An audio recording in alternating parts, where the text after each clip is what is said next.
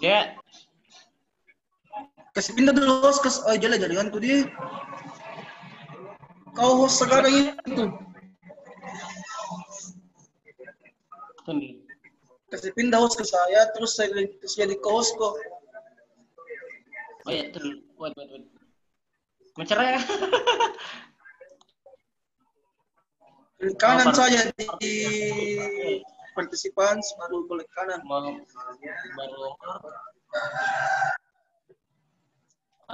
Make host, nah.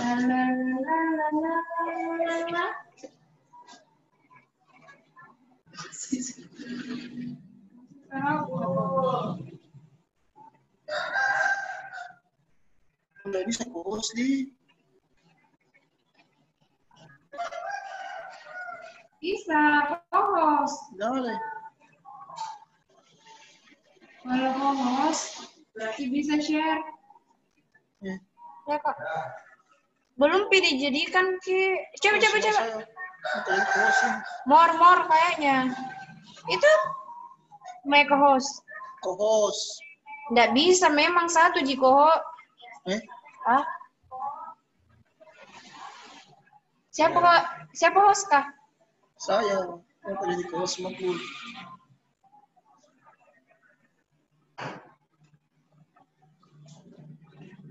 Celak saya 26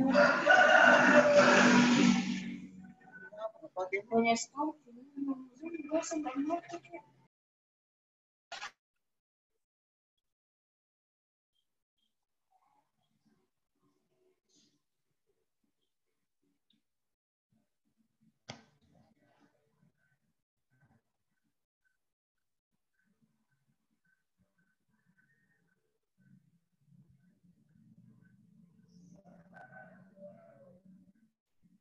Udah terbang.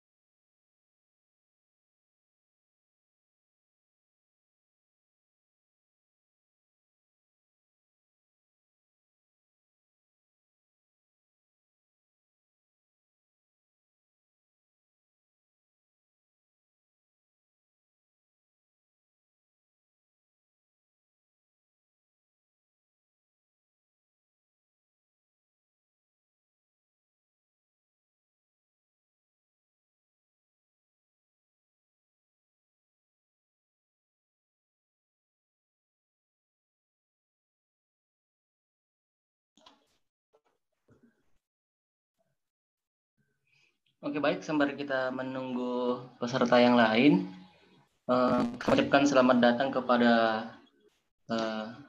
Abang Fahri dan Mukhlas selaku award beasiswa unggulan pada Universitas Islamic of Malaysia.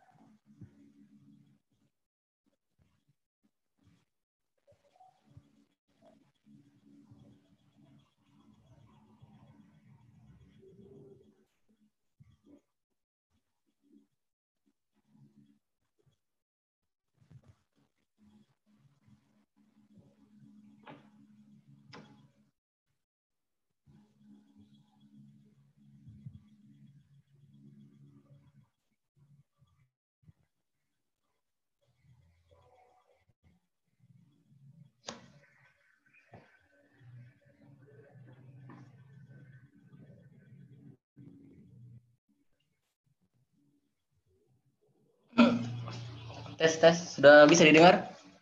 Kak Teguh, cek, bisa? Oke, bisa. Oke, sembari berhubung sudah jam 10, sembari kita masih menunggu peserta yang lain, kami ucapkan selamat datang kepada Kakanda Fahri dan Mukhlas selaku narasumber kita pada kesempatan kali ini yang akan sharing kepada kita semua tentang beasiswa, khususnya beasiswa unggulan yang saat ini beliau juga sebagai award dalam beasiswa kali ini. Olehnya karena itu saya harapkan kepada audiens pada kesempatan kali ini untuk menyiapkan segala hal yang perlu disiapkan, termasuk headsetnya, apanya semua, silahkan diperbaiki supaya bisa menyimak materi nanti sebagaimana mestinya. Karena saya pikir hal-hal seperti ini sangat penting bagi kita, karena saya yakin dan percaya banyak dari kita yang sangat berharap untuk mendapatkan bantuan dana pendidikan, tapi kita tidak tahu jalur-jalurnya bagaimana, apa yang harus dipersiapkan, tahapan-tahapannya, dan kebanyakan kita tidak bisa mendapatkan hal-hal seperti itu bukan karena tidak mampu, tapi karena kurang persiapan. Nah, persiapan-persiapan seperti ini yang sangat penting untuk kita ketahui, dan itu sangat bagus dan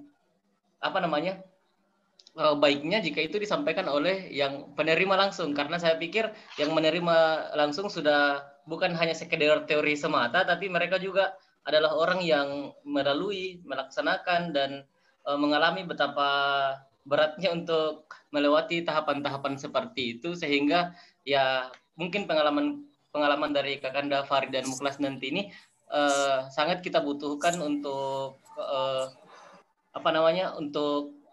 untuk motivasi kita dan strategi kita untuk mendapatkan beasiswa. Bagaimana Kak Teguh, dimulai atau bagaimana? Sepertinya kita mulai ini saja sambil menunggu peserta yang lain. Oh ya. Jam 10 juga. Oke, siap Kak. Baik, bismillahirrahmanirrahim. Assalamualaikum warahmatullahi wabarakatuh. Waalaikumsalam warahmatullahi wabarakatuh. Innal hamdalillah nahmaduhu wa nasta'inuhu wa nastaghfiruh wa na'udzu billahi min syururi anfusina wa min sayyiati a'malina may yahdihillahu fala mudilla wa may yudlil fala hadiyalah. Asyhadu an la ilaha illallah wahdahu la syarika lahu wa asyhadu anna Muhammadan abduhu wa rasuluhu la nabiyya ba'da. Bersyukur karena Allah Subhanahu wa taala pada kesempatan kali ini kita masih diberikan rahmat dan inayahnya. Salawat dan salam semoga tetap tercurah kepada junjungan Nabiullah Muhammad sallallahu alaihi wasallam, kepada sahabatnya, keluarganya, tabi-tabiinnya, sampai kepada kita yang senantiasa setia dan konsekuen terhadap ajaran yang telah disampaikan oleh beliau. Oke, pada kesempatan yang barakah ini kami ucapkan banyak-banyak terima kasih kepada narasumber, dalam hal ini Kakanda Farid dan Muklas selaku alumni Yayan Sorong yang juga selaku pendapat penerima beasiswa unggulan ke IIUM Malaysia. Dan saya ucapkan juga banyak-banyak terima kasih kepada seluruh peserta, baik yang sudah bergabung dan beberapa juga yang sudah mengonfirmasi ingin mengikuti, dan sementara mencoba untuk masuk link yang telah dibagikan. Untuk mengefisienkan waktu dan kesempatan yang telah diberikan, mengingat mungkin waktu yang dimiliki oleh Kakanda Farid dan Muklas selaku narasumber juga padat. Oleh karena itu, tanpa mengurangi rasa hormat kami persilakan kepada Kakanda Farid dan Muklas untuk menyampaikan sesi sharing beasiswa yang insya Allah kita laksanakan pada kesempatan ini. Kepada Kakanda Farid dan Muklas, waktu dan tempat kami persilahkan. Terima kasih kepada Makbul ya, Saudara Makbul. Assalamualaikum warahmatullahi wabarakatuh. Waalaikumsalam warahmatullahi wabarakatuh. Hamdan wa syukranillah, salatu wassalamu ala rasulillah wa ala alihi wa sahbihi wa mawallah, la hawla wa la quwata illa billah, amma ba'du. Yang terhormat dan yang saya banggakan, Saudara Makbul dan Saudara Teguh ya, sebagai panitia gitu ya. Yang selanjutnya yang saya banggakan juga rekan-rekan calon pencari beasiswa ya. Karena dulu saya waktu 2010 lulus di IAIN Sorong. Saya itu satu-satunya mahasiswa yang mimpinya itu dikategorikan gila sama teman-teman. Karena kenapa? Tarafnya IAIN Sorong, dulu tuh bukan IAIN, cuma Stein Sorong. Itu cuma lokalan. Dan kalau lulus pun, kalau nggak jadi guru, paling mereka kerja serabutan. Tapi saya satu-satunya mahasiswa yang punya mimpi ke luar negeri. Teman-teman saya yang lain, itu yang terserap sebagai guru, karena jurusan saya adalah pendidikan agama Islam, itu cuma nggak lebih dari 10% dari jumlah mahasiswanya. Mahasiswanya itu sekitar 30, yang jadi guru cuma 10%, yang lain tuh nggak tahu kemana. Karena bagi mereka, kuliah itu ya cuma sekedar kuliah. Kuliah nggak ada sinergitas untuk kita nanti harus kemana, akan melanjutkan lagi kemana. Mereka nggak, cuma sebatas sudah selesai kuliah, ayo nyari kerja. Ada yang kerja satpam, ada yang kerja di pemerintahan, dan lain-lain. Jadi jurusan bagi mereka itu tidak penting.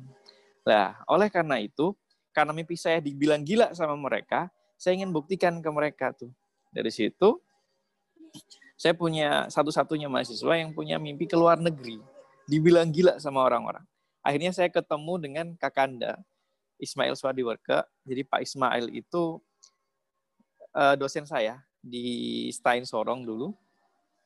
Dan saya termotivasi, salah satu motivator saya beliau. Karena beliau yang pernah kuliah di luar negeri.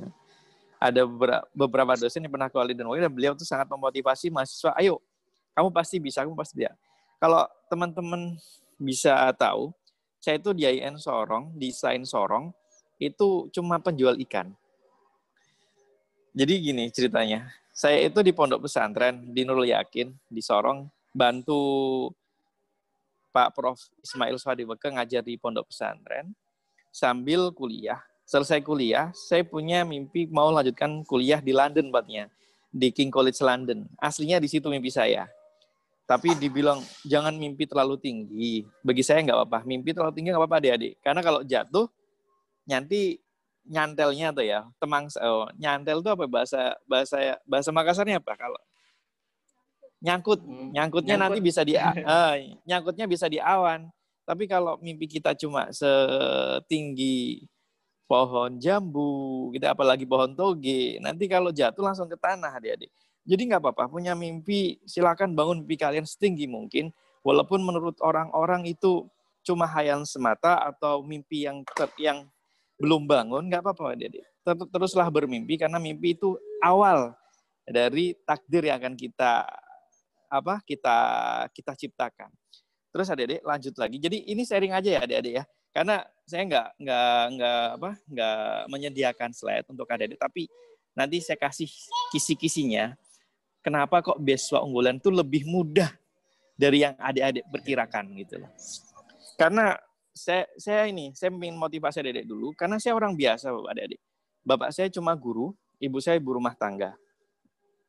Bapak saya bukan tokoh, bukan kiai ya, atau politikus, enggak, cuma orang biasa. Tapi alhamdulillah sekarang punya anak yang lagi melanjutkan S3 di University Malaya. Jadi S2 saya itu beasiswa unggulan di International Islamic University Malaysia. Terus S3 saya sekarang di University of Malaya. Nah, jadi saya cerita dulu dari awal. Dulu saya lanjutkan, tadi saya di Sorong ya. Di Sorong, sebelum saya berangkat beasiswa itu, saya belum dapat beasiswa sama sekali. Saya nge-apply ke London, berbulan-bulan nggak dijawab. Akhirnya sambil nunggu jawaban, saya harus menyiapkan sangu ya. Karena di kitab Ta'lim Ta'lim, itu salah satu syarat orang mencari ilmu itu harus punya sangu, adik-adik. Sangu itu bekal. Bekal itu bukan hanya uang, banyak itu enggak, adik-adik ya. Jadi jangan salah, kalau adik-adik nggak punya privilege gitu ya, mohon maaf, karena di Indonesia, itu orang sukses, itu didominasi orang yang punya privilege. Orang yang punya keuntungan. Keuntungannya itu apa aja? Bapaknya sudah pengusaha kaya raya, anaknya jadi pengusaha ya maklum ya. Bapaknya udah sukses dari politikus, anaknya sukses pengusaha juga maklum, karena dia punya privilege. Tapi saya tidak punya sama sekali privilege sama sekali. Saya cuma orang biasa aja, adik. Jadi di situ, saya harus mencari sangu. Saya kalau mau ke luar negeri, saya harus punya bekal.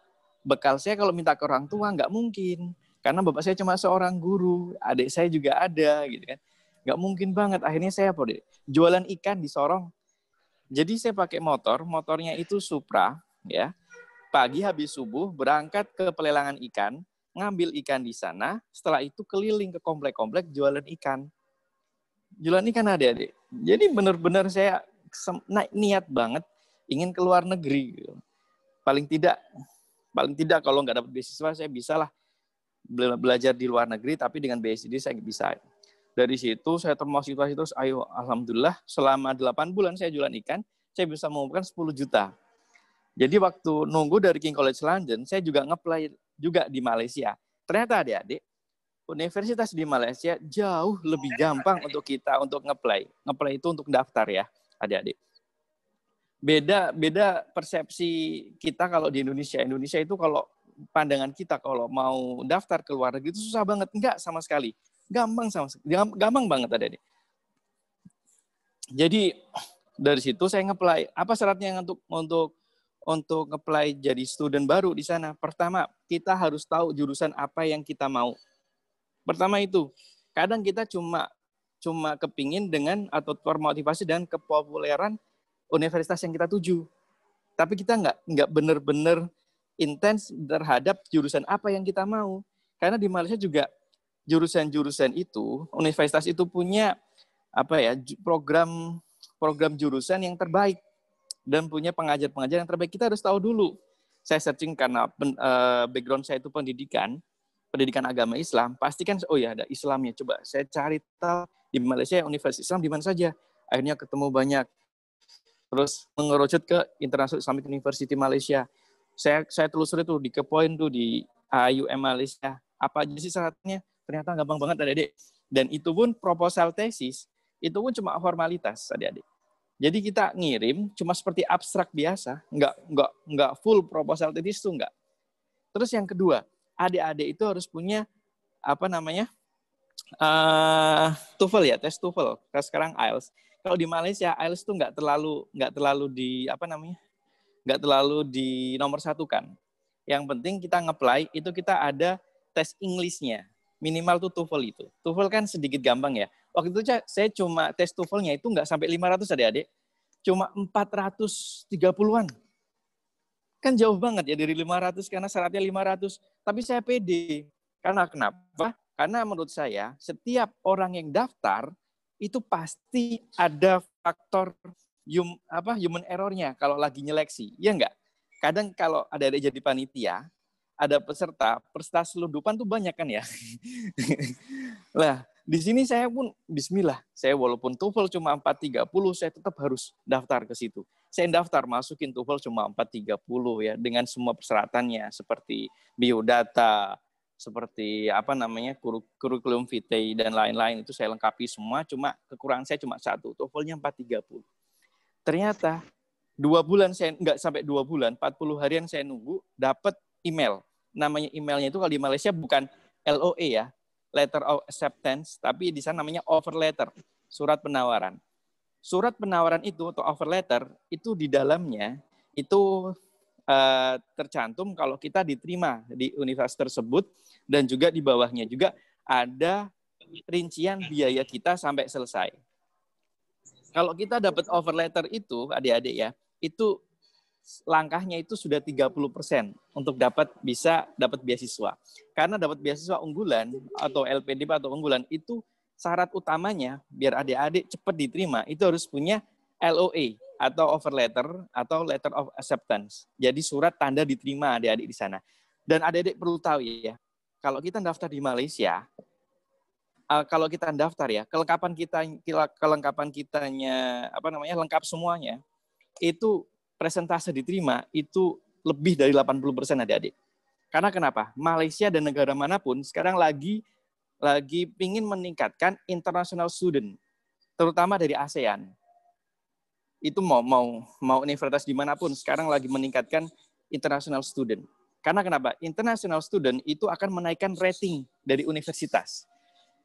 Jadi kalau logiknya, universitas di dunia sekarang lagi mempermudah untuk international student masuk ke universitas mereka. Cuma masalahnya kita nggak pede untuk daftar gitu loh.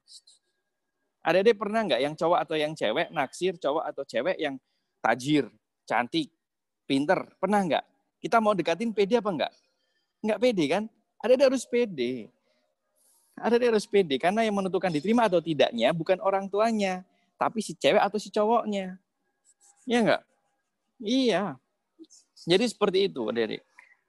Saya daftar ya ke Universitas IUM itu langsung dibalas offer letter.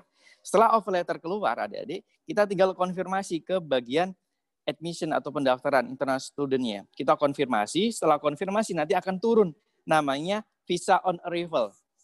Ya, visa on arrival. Visa on arrival itu nanti digunakan adik-adik untuk berangkat ke Malaysia. Karena ke Malaysia kita harus punya visa kan. Otomatis memang kalau negara ASEAN, negara Indonesia terutama, kalau kita ke Malaysia itu sudah dapat 30 hari free visa kalau di sana. Tapi kalau khusus untuk student kita dapat visa on arrival. Jadi kita di sana spesial karena nanti saat adik dapat visa on arrival, nanti paspor kita akan ditahan dari pihak Malaysia untuk diurus visanya, untuk izin tinggalnya. Kembali lagi ke beasiswa unggulan ya, karena di sini saya sebagai award beasiswa unggulan, adik-adik, beasiswa unggulan di sini yang membedakan dengan LPDP ya, itu dari sumber dananya. Yang pertama LPDP itu dari Kemenku ya, Kementerian Keuangan. Otomatis cairnya mereka lebih cepat adik-adik daripada beasiswa unggulan. Biasanya beasiswa unggulan tuh agak slow.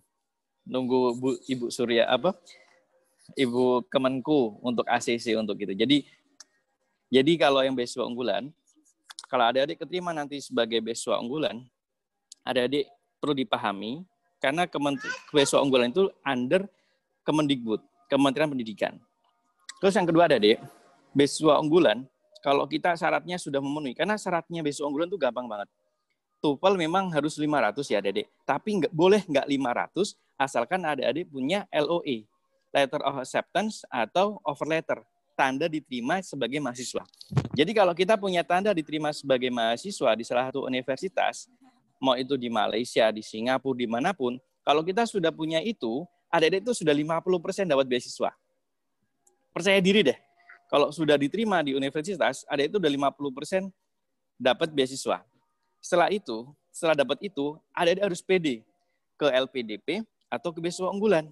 Pilih salah satu. LPDP itu kalau di kita, kalau beasiswa unggulan, kalau saya waktu di Malaysia, teman-teman saya yang LPDP itu mewah. Karena mereka anak emasnya Kementerian Keuangan. Gitu loh, yang pegang uang soalnya. Kalau beasiswa unggulan, itu kan kalau pencairan harus lewat Kementerian Keuangan. Jadi biasalah, kalau grade-nya itu di bawah beasiswa LPDP biasa. Terus yang kedua, adik-adik, beasiswa unggulan tuh menurut saya itu jauh lebih nyaman atau lebih menguntungkan daripada beasiswa yang lain di Indonesia ya. Karena kenapa adik? Beasiswa unggulan pencairannya itu nggak setiap bulan. Kalau LPDP itu setiap bulan. Jadi uang makan kita, living cost kita ditransfer setiap bulan. Tapi kalau beasiswa unggulan nggak, 6 bulan sekali. Jadi kita langsung dapat rapelan adik-adik. Dan juga beasiswa kuliah, kalau LPDP itu dibayarkan langsung dari LPDP langsung ke universitas yang kita tuju. Contoh saya contoh kuliah di mana? Saya di IUM kuliah. Jadi kalau LPDP itu langsung transfer ke universitasnya untuk bayar kuliah kita. Tapi kalau beasiswa unggulan, kita disuruh bayar sendiri. Kita dikasih uang. Waktu itu proposal saya cair 160-an juta. Cair pertama itu sekitar 30-40%. Di situ langsung berapa ya? Sekitar 60-an juta. 60-an juta itu kita harus manage sendiri. Kita harus bayar berapa, untuk living cost berapa, dan lain-lain gitu adik-adik. Terus nanti setelah 6 bulan sekali, dapat lagi. Malah ini jauh menguntungkan daripada yang LPDP, yang digaji setiap bulan. Jadi 6 bulan sekali kita langsung dapat living cost selama 6 bulan gitu. Biaya kuliah selama 6 bulan, biaya buku selama 6 bulan, biaya transportasi selama 6 bulan. Jadi kita bisa manage. Manage-nya gini adik-adik. Apa menjadi kebutuhan prioritas adik-adik bisa terlaksana pada saat itu. Tapi kalau LPDP, kalau adik-adik punya punya kebutuhan prioritas, itu harus nabung. Karena living cost kita setiap bulan.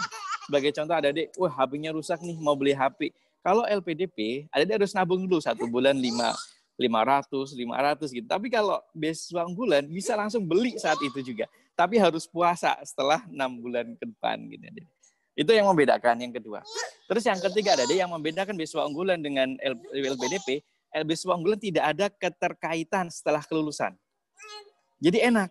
Kita setelah lulus, kita mau kembali ke Indonesia, mau netap di negara situ, mau kerja di negara itu, mau melanjutkan apapun, kita nggak diintervensi sama sekali dengan beasiswa unggulan. Kalau LPDP, setelah lulus, kita minimal harus mengabdi 2 tahun di negara asal, di wilayah asalnya kalian. Tapi kalau beasiswa unggulan nggak sama sekali. Setelah dapat beasiswa, selesai, ya sudah. Gitulah, Dedek. Ini yang bikin menarik beasiswa unggulan. Terus juga yang keempat, apa yang bikin menarik juga beasiswa unggulan adik-adik? Keuangan kita tidak diintervensi sama sekali. Sebagai contoh kayak gini adik-adik. kan di proposal saya tertulis 160 juta.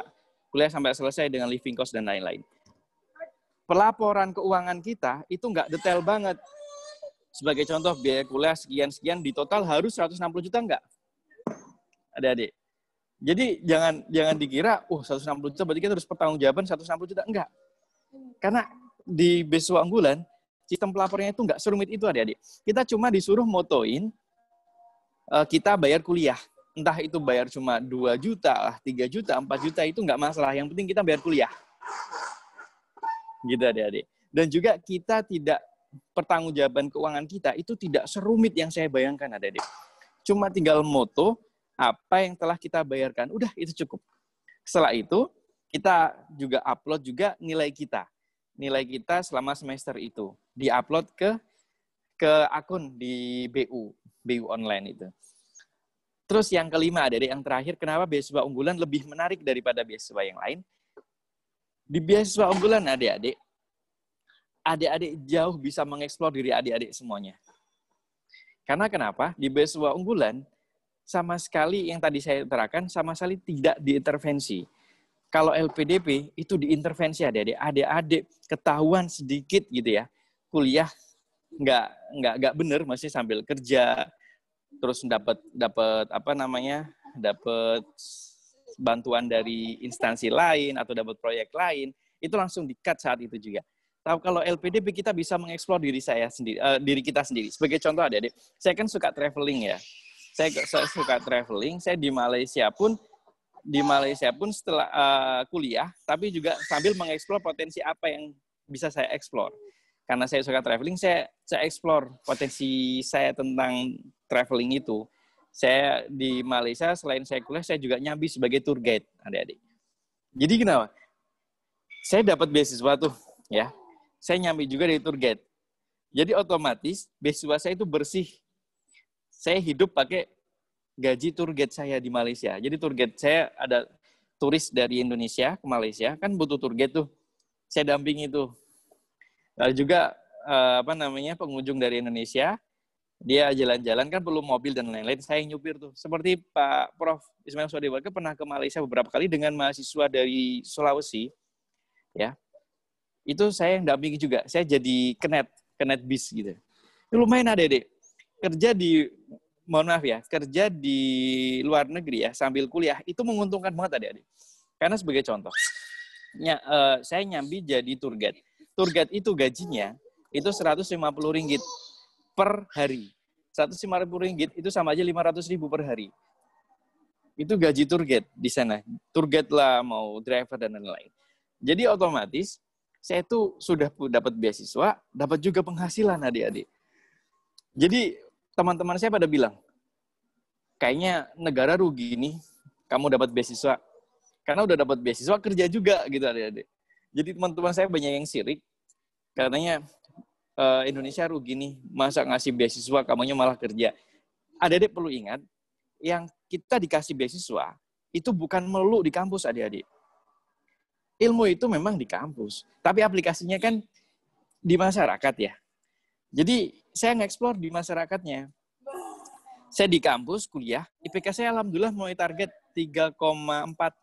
Kalau di Malaysia udah bagus banget. Teman-teman saya yang dapat IPK segitu, itu bisa dihitung dengan jari adik-adik. Yang drop off malah banyak banget.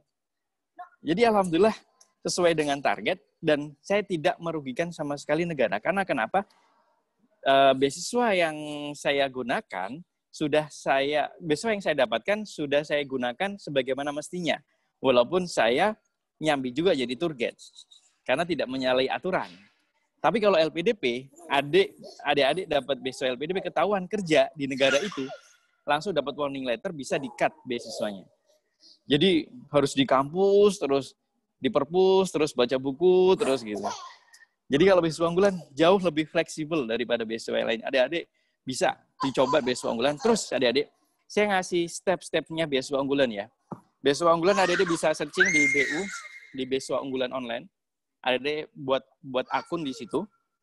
Setelah buat akun, adik-adik lengkapi persyaratannya. Nggak ada perlengkapan yang rumit, nggak ada. Bikin essay-nya itu juga simple, tapi essay-nya itu harus pakai pakai kata-katamu sendiri gitu ya. Jadi jangan sampai adik-adik pakai kata-kata orang lain, maksudnya copy paste. Pakai kata-katamu sendiri yang keluar dari ide-idemu. Karena di IC-mu itu bisa apa? Mohon maaf. Ini saya lagi mohon maaf ya, ada gangguan anak saya udah punya anak soalnya. Jadi maaf ada gangguan. Jadi adik, IC itu menunjukkan apa yang kamu pikirkan adik-adik. Jadi adik-adik harus benar-benar teliti kalau bikin IC. IC itu bukan cuma visi adik terhadap Indonesia dan lain, bukan cuma apa ya, impian bukan, tapi ide-ide kita apa yang tertuang di dalam IC itu yang menunjukkan bahwa kita itu beda daripada yang lain. Terus setelah itu IC sudah, terus proposal juga perlu. Proposal dana yang kita ajukan ke beasiswa unggulan itu harus sesuai dengan offer letter yang kita terterakan. Jadi kita pertama sudah dapat offer letter, penawaran dari universitas. Di situ tertera semua biaya-biaya yang akan kita habiskan selama masa kuliah 2 tahun. Kalau saya S2 kan 2 tahun gitu. S3 minimal 3 tahun. Tapi normalnya 4 tahun. Itu tertera semua di situ. Dari biaya awal sampai akhir, tertera semuanya di situ. Yang kita bisa kembangkan itu di living cost-nya. Adik-adik waktu bikin proposal dana yang kita butuhkan, itu harus tertera juga living cost-nya berapa yang kita butuhkan. Living cost ini kita harus komunikasi dengan mahasiswa yang ada di negara tersebut. Kalau saya di Malaysia, setelah saya dapat offer letter, saya langsung hubungin salah satu student yang ada di sana orang Indonesia. Gitu ya. Kadang kenapa? Student atau pelajar-pelajar yang di luar negeri, kalau kita hubungin mereka care banget adik-adik. Jangan dianggap terus kalau kita tanya, biasanya gini, karena saya pernah ya, waktu itu saya belum dapat offer letter, saya ngopoin terus tuh salah satu mahasiswa di IUM, saya kopiin tanya-tanya terus sampai dianya sebel. Kan biasa ya, orang nggak tahu, tanya-tanya kan biasa gitu kan. Tanya ini ABCD, maklum nggak tahu kan. Kalau mereka kan sudah tahu, sudah di sana, sudah paham gitu ya. Saya pernah tanya-tanya orang itu sampai dia tuh sebel. Sebelnya tuh gini, tanya terus gitu. Sampai jawabnya gitu, udah langsung aja buka di webnya, ada semua di situ.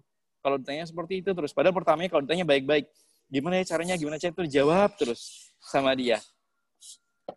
Tapi setelah dia sebel terus saya mikir, saya jangan tergantung sama dia, tapi saya harus bisa juga cari informasi sendiri tanpa harus lewat dia.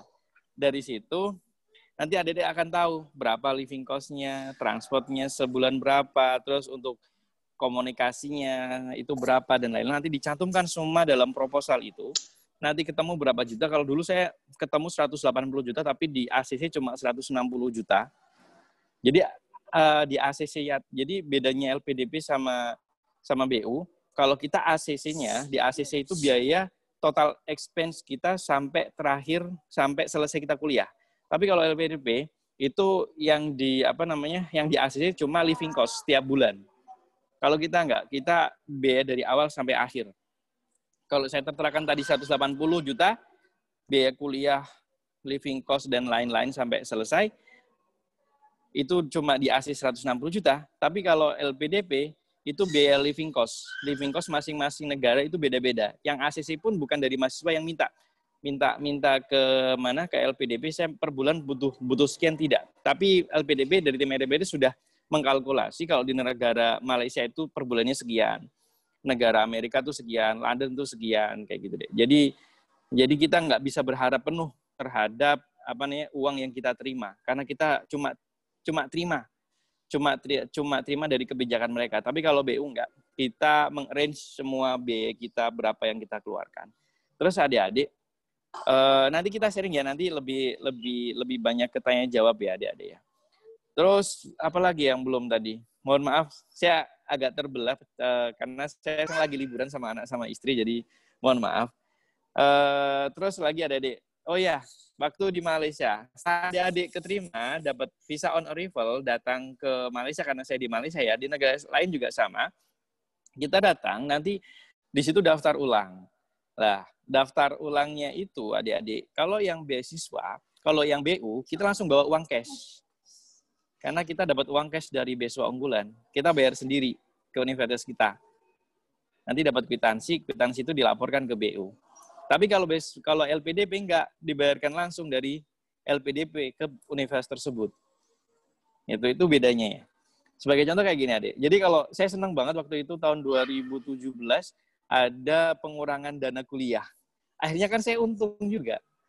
Ya kan, saya untung dan kan kalau pengurangan dana kuliah berarti mengurangi biaya yang saya setorkan ke kampus kan, tapi tidak dikembalikan ke beasiswa unggulan gitu lah Adik-adik. Jadi nggak ada intervensi sama sekali. Adik-adik mau gunakan uang ini contoh, kan waktu itu saya cair di periode pertama itu 60 juta. Saya mau kan bayar kuliah cuma 20-an juta ya. Nggak mungkin 40 juta cuma ditabungin sampai 6 bulan kan rugi. Bank malah yang senang. Karena selama 4 bulan, kalau 6 bulan, uang di bank, itu kan bank bisa mutarkan uang. Mutarkan uang itu mau di apa-apain kan terserah dari bank, karena kita nabung di bank. Tapi saya mikir lain, ini saya cuma bayar kuliah 20 juta. Biar living cost 6 bulan, nggak nyampe 20 juta juga. Berarti masih sisa sekitar 20-an juta.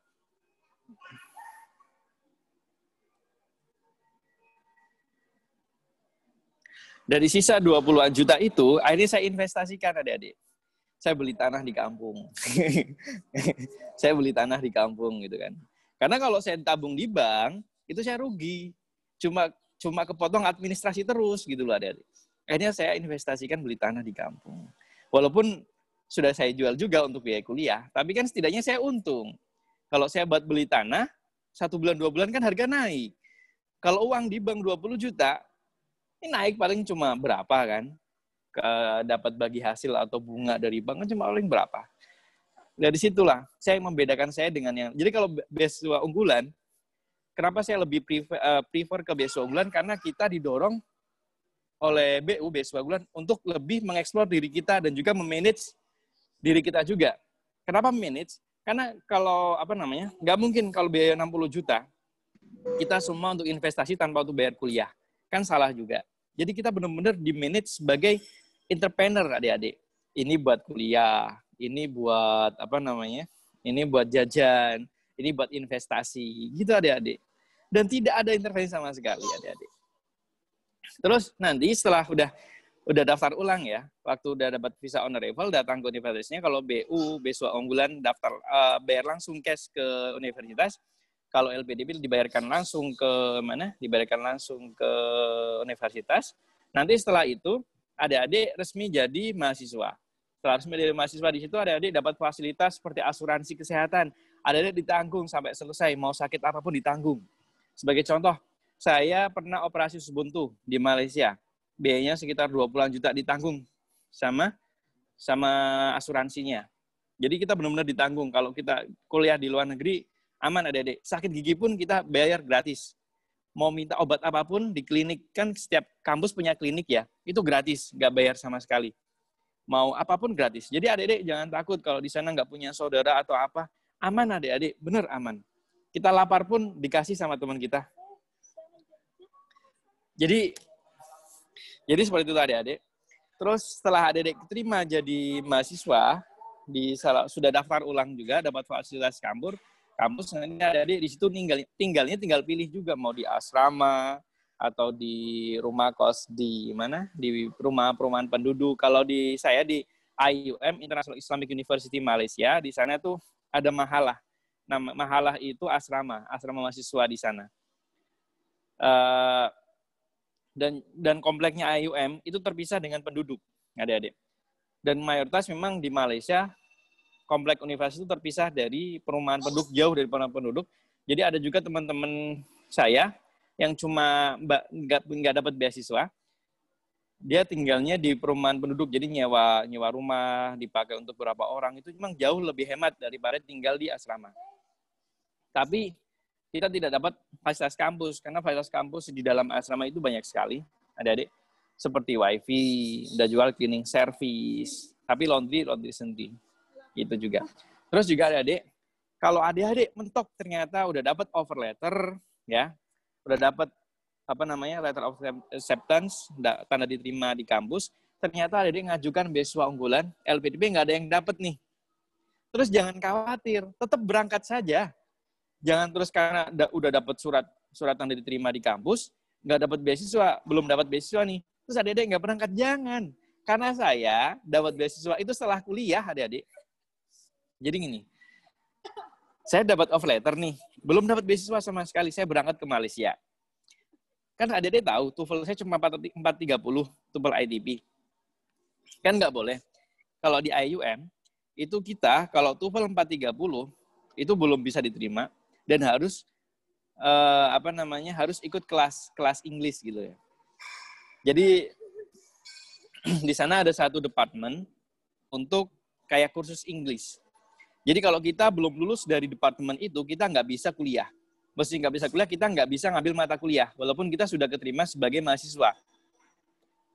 Nanti kalau sudah lulus bahasa Inggrisnya, dan nanti di kelas bahasa Inggris itu adik-adik nggak sendirian. Paling banyak itu mahasiswa dari Arab Saudi, sama Cina dan Korea. Paling banyak, karena mereka benar-benar nggak intens untuk belajar bahasa Inggris. Jadi saya pernah di kelas Inggris itu, saya belum dapat beasiswa adik-adik. Saya ke sana itu pakai yang ini, yang tadi saya bilang, saya nabung pakai jualan ikan selama 8 bulan, cuma dapat 10 juta. Saya berangkat ke sana. Saya nekat, karena Pak Prof. Ismail itu bilang ke saya, udah, sekarang kamu berangkat aja langsung ke Malaysia. Langsung ke universitasnya. Saya berangkat langsung tuh ke sana, adik-adik. Cuma bawa uang 10 juta. Saya nyampe sana nggak bisa daftar ulang. Daftar ulang 20 juta. Saya cuma dibawa 10 juta nih. Saya berangkat ke sana, ke daftar ke admission-nya, dia bilang gitu. Karena dia orang Malaysia, saya belum, bahasa Inggris saya masih 430, masih pakai bahasa Indonesia campur Malaysia sedikit gitu kan. Dan dia bilang, aduh ini maaf nggak bisa diterima karena kamu nggak bayar lunas, cuma 50% dari pembayaran. Terus saya tanya lagi, terus gimana? Nggak mungkin saya pulang lagi ke Indonesia dong. Sekarang kamu, terus dia juga bilang, ada salah satu jalan, ada personal garanti. Jadi kita harus cari dosen di universitas itu, salah satu dosen yang mau menggaransi saya, kalau saya benar-benar mau melunasi kekurangannya dalam 3 bulan, 4 bulan, atau 6 bulan yang akan datang. Kayak gitu adik. Saya belum dapat beasiswa BU, sama sekali belum BU. Itu saya masih nunggu jawaban dari BU, belum dijawab-jawab. Setelah itu, saya masuk kelas Inggris. Kelas Inggris bareng tuh sama teman-teman Arab lah, Cina, Korea gitu kan. Ada yang dari Thailand juga di kelas Inggris. Terus kelas sesi pertama, alhamdulillah saya lulus karena satu sesi kelas Inggris itu selama 4 bulan, sama seperti semesterannya kuliah. Kalau semester kuliah kan ujian akhir ini kan, UAS itu kan mata kuliah. Kalau ini ujian akhirnya enggak, speaking, reading, writing, listening, itu semuanya bareng sama orang-orang luar negeri itu yang nggak bisa bahasa Inggris. Di situ dan alhamdulillahnya kenapa adik-adik? Jadi adik-adik jangan takut. Inggris itu bukan satu-satunya jalan untuk kuliah di luar negeri adik-adik. Perlu kalian tahu. Inggris itu cuma kalau yang mau kuliah di paling nggak di United Kingdom ya, di UK atau di Amerika, karena mereka pakai bahasa Inggris daerah asalnya. Kalau negara yang lain, yang second language-nya bahasa Inggris, itu kita dimudahkan. Sebagai contoh Malaysia. Kalau Singapura memang pakai bahasa Inggris ya, walaupun bahasa universalnya Singapura. Di sana ada placement test, ada untuk tes dasar untuk bahasa Inggris, dan kalau kita nggak lolos, mereka pun sediakan untuk sediakan untuk kursus Inggrisnya sampai benar-benar lulus. Nanti lulus pun kita dapat sertifikat juga. Jadi jangan khawatir adik-adik belum bisa bahasa Inggris, jangan khawatir. Tetap mulai sekarang sudah langsung kepoin tuh universitas mana yang mau dituju. Kalau saran saya yang bahasa Inggrisnya masih belepotan kayak saya dulu, kalian pilih universitas di Malaysia. Karena di Malaysia English jadi second language dan juga bukan merupakan salah satu syarat utama untuk masuk ke universitas tersebut. Seperti kalau beda dengan UM ya, kalau di IUM itu kita dapat kursus dulu bahasa Inggris sampai selesai lulus baru bisa ngambil mata kuliah. Tapi kalau di UM enggak. UM di situ ada dua pilihan. Yang pertama bisa seperti itu, kita ikut kursus dulu sampai selesai baru kuliah, atau bisa juga kuliah sambil kursus. Maksudnya gimana? Kita bisa ngambil mata kuliah, tapi nggak bisa ngambil mata kuliah yang international student yang pakai bahasa Inggris. Kita cuma harus pakai local language, pakai bahasa Malaysianya. Tapi nanti waktu saat lulus kita harus mencapai level bahasa Inggris yang mereka tentukan. Kayak gitu adik-adik. Ya. Setelah itu, setelah saya ikut kursus Inggris selama 4-6 bulan, saya lulus baru dapat email dari beasiswa, selamat Anda diterima terus harus datang ke salah satu tempat untuk wawancara. Saya datang ke Jogja. Belum ada satu yang terselip. Waktu saya ikut kelas bahasa ya, selama 4-6 bulan itu saya kan nggak dapat beasiswa tuh. Dan bulanan saya nggak ditransfer sama orang tua. Saya kerja di sana, Adik. Saya pernah jadi tukang cuci piring di catering. Saya pernah jualan kartu perdana. Saya pernah jadi supir orang Malaysia. Saya pernah jadi apa lagi ya? Cleaning service saya pernah.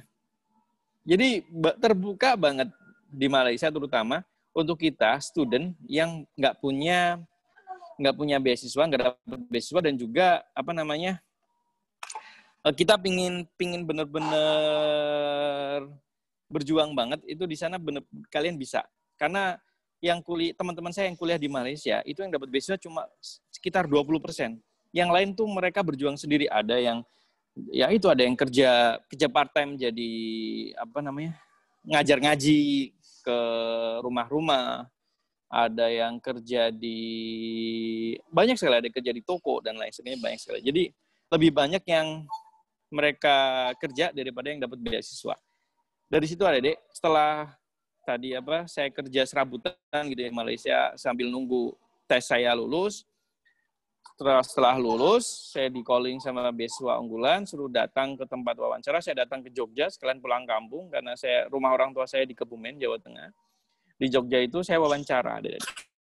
Kalau kita sudah sampai tahap wawancara itu artinya sudah sekitar 70% kelolosan kita sebagai awardee. 30% ini ditentukan oleh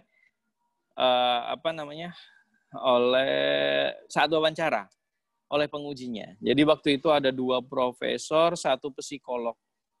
Yang paling utang psikolog ini. Kalau profesornya 2 ini cuma tanya-tanya sekitar akademis biasa. Ada bisa jawab. Tapi yang psikolog ini benar-benar dia bisa membaca dari gerak mimik ucapan kita dan juga tingkah kita, perilaku, attitude kita waktu saat kita menjawab pertanyaan. Hati-hati kalau menghadapi psikolog waktu saat wawancara. Kita harus benar-benar pede, benar-benar kayak gagah banget untuk menjawab dan yakin apa yang kita ucapkan. Waktu itu kan ditanya, ada satu hal menarik waktu saya wawancara yang kemungkinan itu yang menjadi prioritas mereka meloloskan saya. Waktu itu saya ditanya, loh kamu pernah di Papua? Iya, saya pernah di Papua. Kalau yang international studi, kalau kita milih universitas di luar negeri, kita wawancara pakai bahasa Inggris. Dari situ saya ditanya, coba ceritakan kisah menarik dalam hidup kamu. Saya ceritakan waktu kisah menarik dalam hidup saya itu waktu saya ngajar di Pondok Pesantren di Nurul Yakin di Sorong itu, saya kan jadi pembina santri ya. Dari situ kan tahu orang-orang timur kan agak keras ya adik-adik. Waktu itu saya negur salah satu murid, suruh sekolah nggak mau. Ditegur malah marah. Dia datang ke saya, dia mukul saya.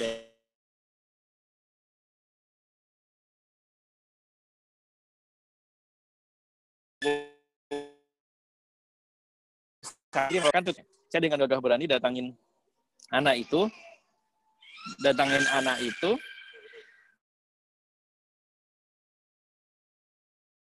Kenapa?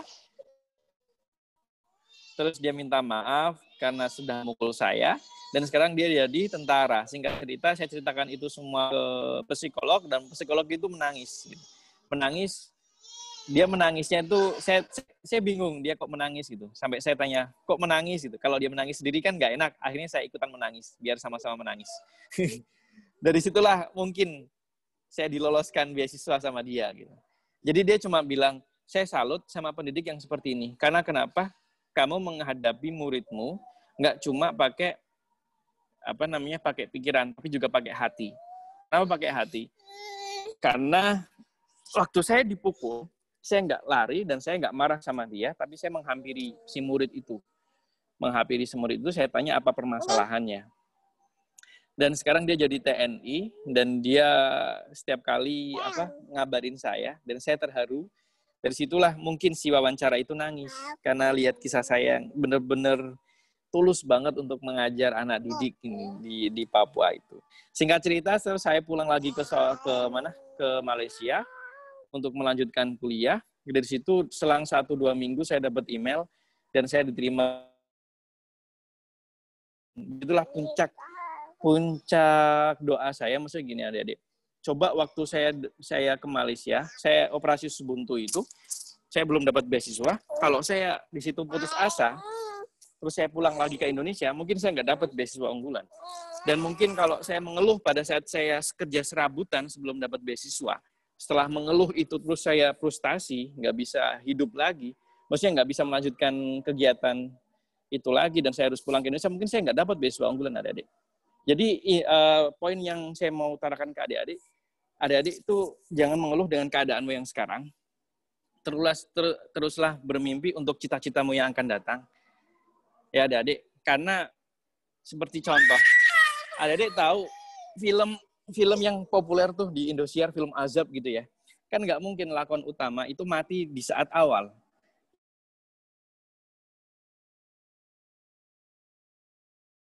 Seperti itu. Allah itu nggak mungkin membiarkan hambanya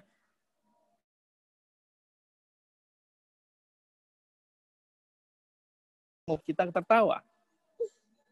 Iya ya. Jadi hidup itu seperti itu. Hidup itu setiap orang itu sebagai pelaku utama. Orang A, B, C, D, E sampai G sampai Z itu ya.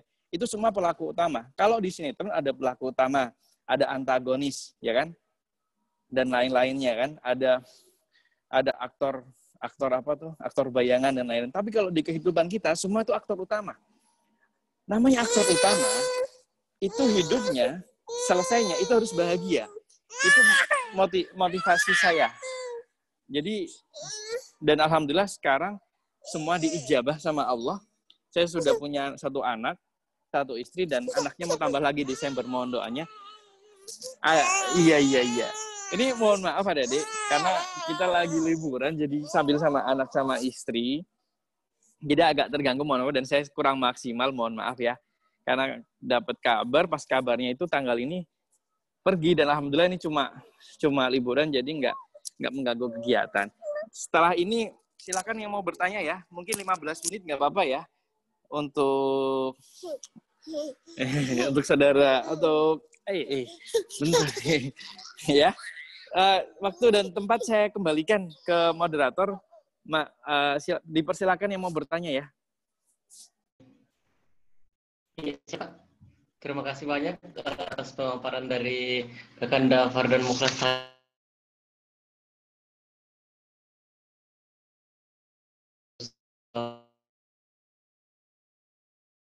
Ternyata tidak dari apa yang telah disampaikan beliau tadi tidak serumit atau tidak semengerikan yang kita bayangkan, namun memang butuh perjuangan. Nah, untuk sesi kali ini saya berikan kesempatan kepada peserta yang ingin untuk menyampaikan pertanyaan kepada Kakanda Fardan Mukhlas, langsung dipersilakan dengan hormat.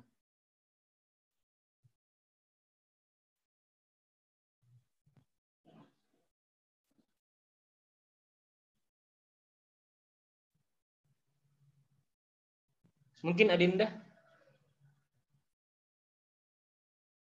Dinda ya?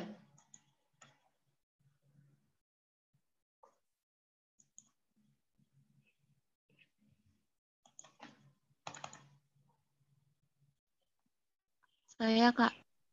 Ya, silakan Dinda. Begini, kan hari ini pengumuman beasiswa unggulan tahun 2020, dan di akun saya itu ada lulus tahap pertama, dan itu selanjutnya apa, Kak? Oke. Langsung dijawab apa gimana? Langsung dijawab ya? Langsung, Kak. Iya, Kak. Jadi kalau adik-adik sudah lulus tahap pertama, tinggal nunggu jadwal wawancara. Ya. Iya. Ditunggu nanti email berikutnya untuk wawancara. Jadi selamat untuk Adinda. Jadi Anda sudah 50% untuk dapat beasiswa unggulan. Tapi sudah punya offer letter belum atau LOE?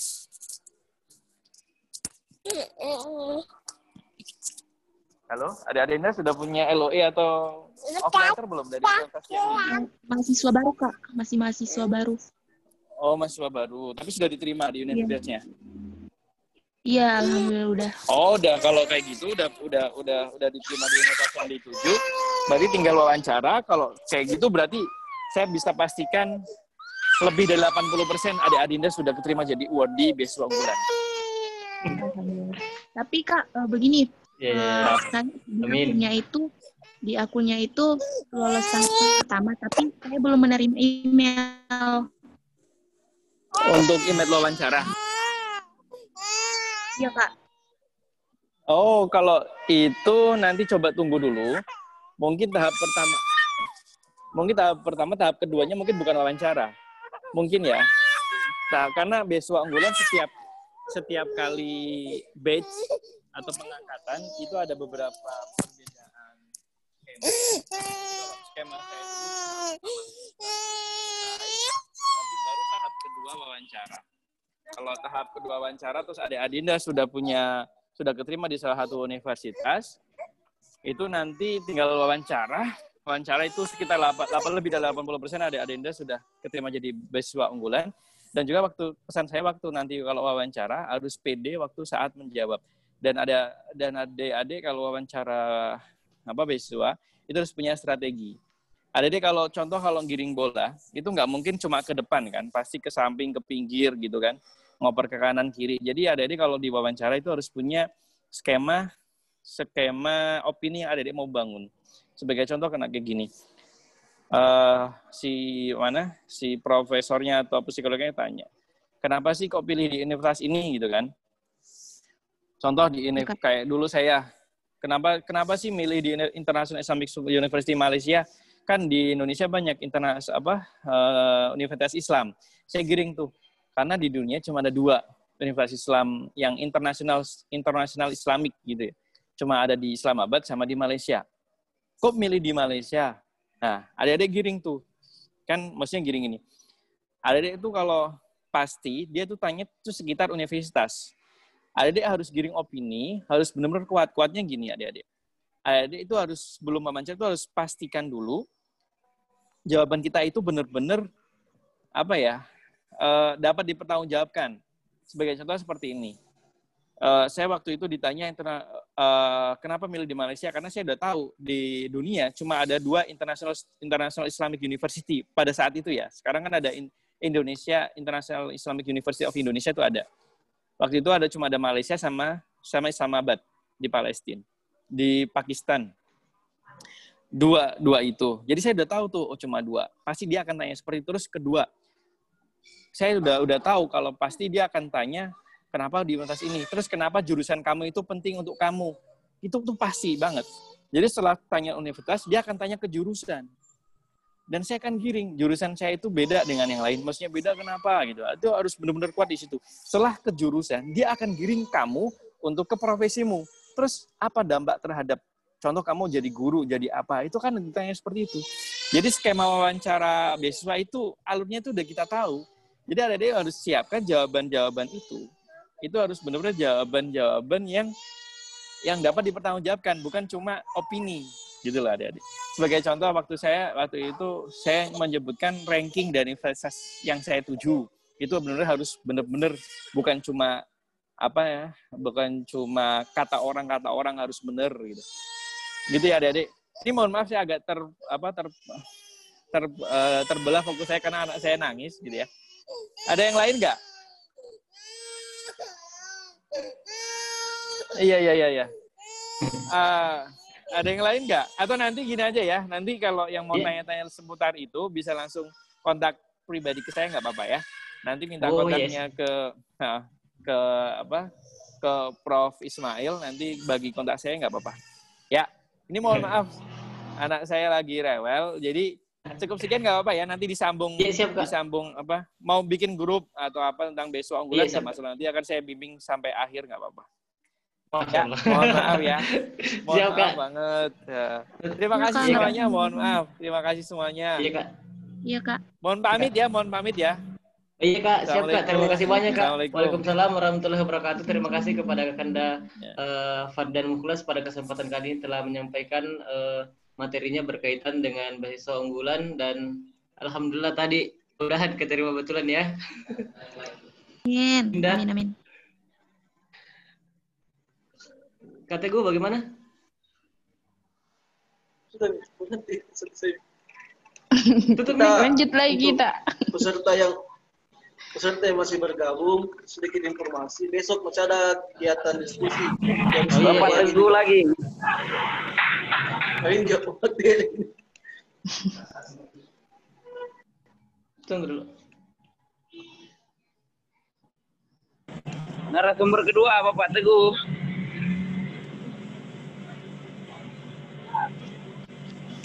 Narasumber kedua. Oh iya.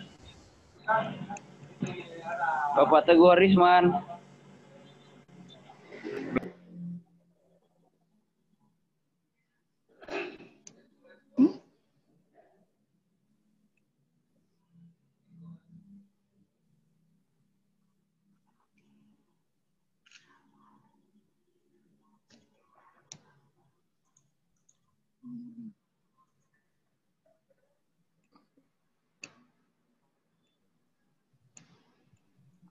Kak, boleh minta Oke, berarti- kontaknya tadi?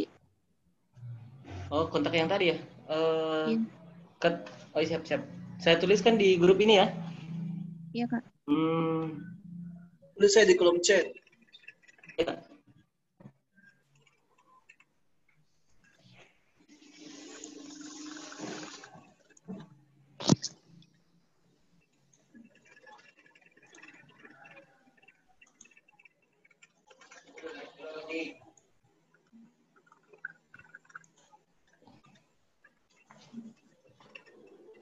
Oh, mana ya?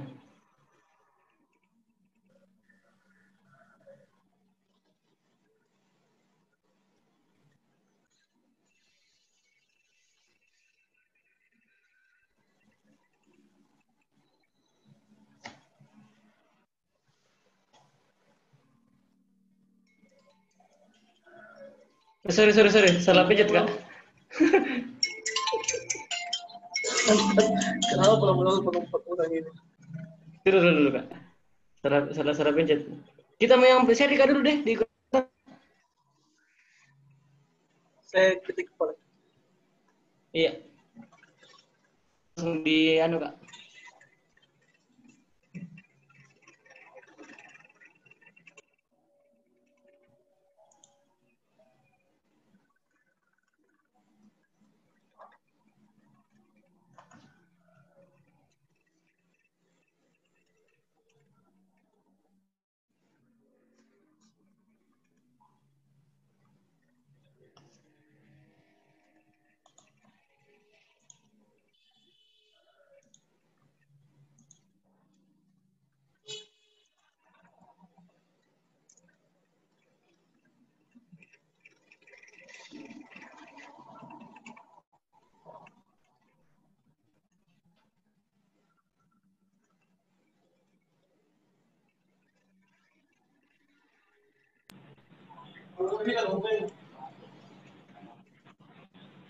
Posisi Pak Teguh.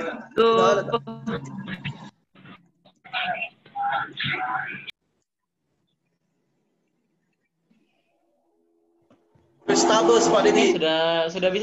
sudah kelihatan ya. Jadi ini kontak WA aja juga. Jadi mungkin bisa silakan di WA yang punya kepentingan khususnya bertanya lebih lanjut. Apalagi tadi sudah diberikan izin juga sama pemateri bahwa untuk yang info-info berkaitan dengan beasiswa unggulan silakan ditanya langsung oleh beliau. Siap, Kak.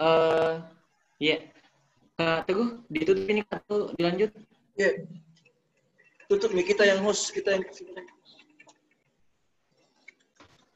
Terima kasih atas partisipasi dari kawan-kawan sekalian dan saya pikir mungkin saya simpulkan sebelum kita tutup bersama bahwa memang potensi-potensi beasiswa itu sangat banyak, cuman upaya kita yang sebenarnya dibutuhkan, butuh effort sebenarnya untuk mendapat hal-hal seperti itu. Saya juga punya banyak teman yang lulus di 2 beasiswa LPDP, ada juga yang lulus di beasiswa unggulan, dan memang orang yang dapat beasiswa itu punya apa ya, effort memang yang lebih besar dibandingkan dengan orang-orang pada umumnya. Jadi mereka memang berusaha untuk menggapai itu, dan saya pikir itu apa ya, itu usaha kita itu tidak akan pernah mengkhianati hasil. Dan semoga teman-teman yang sementara mengurus beasiswa, sementara menyelesaikan studi baik magister ataupun doktorannya yang berada di kegiatan ini dapat diselesaikan oleh Allah Subhanahu Wa Taala dengan baik. Amin amin ya rabbal alamin. Oke, itulah pertemuan kita pada kesempatan kali ini. Kurang lebihnya mohon dimaafkan. Kami selaku moderator pada kesempatan kali ini, jika ada kata yang salah dan kurang berkenan di hati kawan-kawan sekalian, mohon kiranya dimaafkan. Saya M. Makbul dari Elsudika Indonesia bersama dengan Teguh Harisman dari Elsudika Indonesia, bersama Kakanda Denny Miswar dari Elsudika Indonesia, mengucapkan permohonan maaf yang sebesar-besarnya. Assalamualaikum warahmatullahi wabarakatuh. Waalaikumsalam warahmatullahi.